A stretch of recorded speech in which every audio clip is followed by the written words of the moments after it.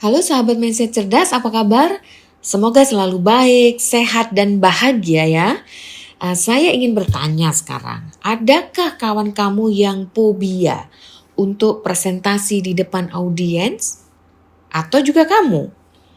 Kamu akan mengalami momen di mana harus berbicara di depan umum. Misalnya, presentasi di depan kelas, memimpin rapat, presentasi di depan tim atau klien, dan acara lainnya. Kemudian kamu terasa sakit perut, mau ke belakang berkali-kali, keluar keringat dingin, dan paling fatal kabur dari acara dengan berbagai alasan. Beraninya hanya paparan di Zoom meeting karena nggak lihat audien langsung. Ayo kita bahas bersama. Begini ya. Presentasi yang baik akan memanfaatkan segala peluang agar lebih baik, terutama dalam menyampaikan isi yang akan diterima oleh audien. Nah, gimana sih caranya agar presentasi yang kita bawakan dapat berjalan dengan baik dan efektif, tidak memakan waktu yang lama, sehingga pendengar menjadi bosan. Inilah pentingnya menguasai public speaking. Nggak hanya untuk karir, tapi juga kehidupan sehari-hari.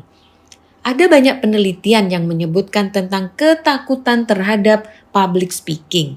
Salah satunya adalah penelitian yang dimuat oleh CNBC News yang menulis bahwa ketakutan untuk berbicara di depan umum dirasakan oleh 75% orang dewasa. Jadi, bukan cuma kamu yang tiba-tiba deg-degan, keringat dingin, dan gugup kalau disuruh ngomong di depan umum. Di luar sana banyak orang yang merasakan hal yang sama.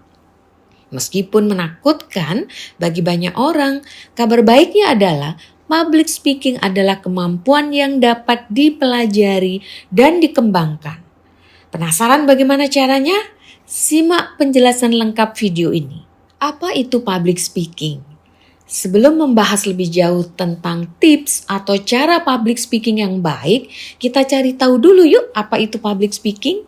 Dilansir dari Virtual Speech, public speaking Aladdin, tindakan berbicara di depan audiens secara langsung dengan terstruktur untuk menyampaikan informasi, menghibur, dan membujuk audiens. Sederhananya gini, public speaking itu kamu berbicara kepada sekelompok orang atau pendengar. Ada banyak yang harus dipersiapkan untuk sebuah public speaking yang menarik, seperti memilih topik, menulis skrip, menjawab pertanyaan audien, dan lainnya. Dengan kemampuan public speaking yang baik, kamu bisa menyampaikan gagasan, ide, informasi, atau hal lainnya dengan baik.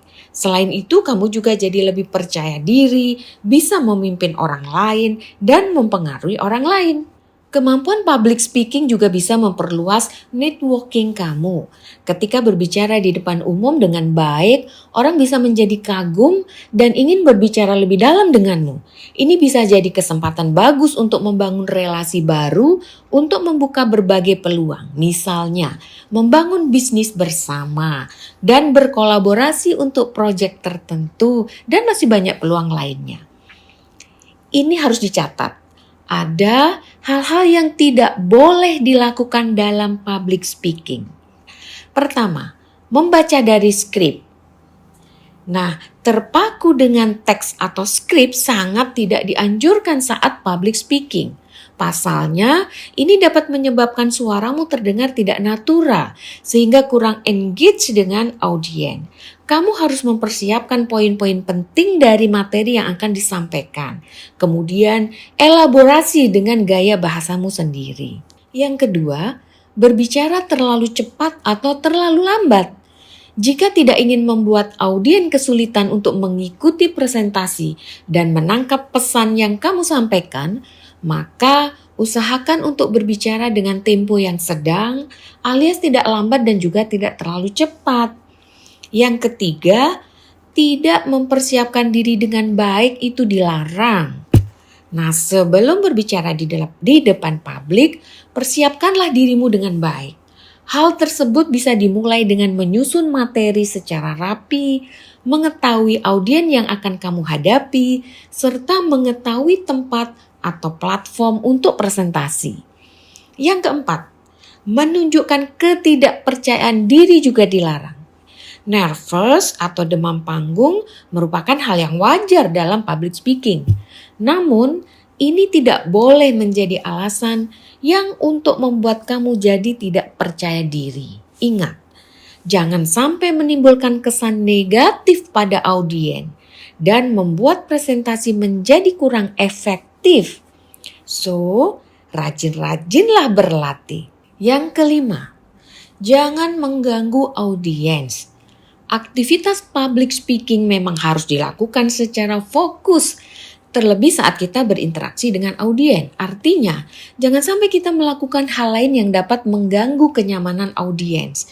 Contohnya, menerima telepon, mengecek ponsel saat sedang berbicara, atau ada kegiatan lainnya, aktivitas lainnya. Nah, itu dia pembahasan tentang apa itu public speaking. Belajar public speaking tentu butuh waktu, konsistensi, dan proses yang gak sebentar, tapi pelan-pelan kamu pasti akan berkembang. Yakinlah. Sampai jumpa di video lainnya.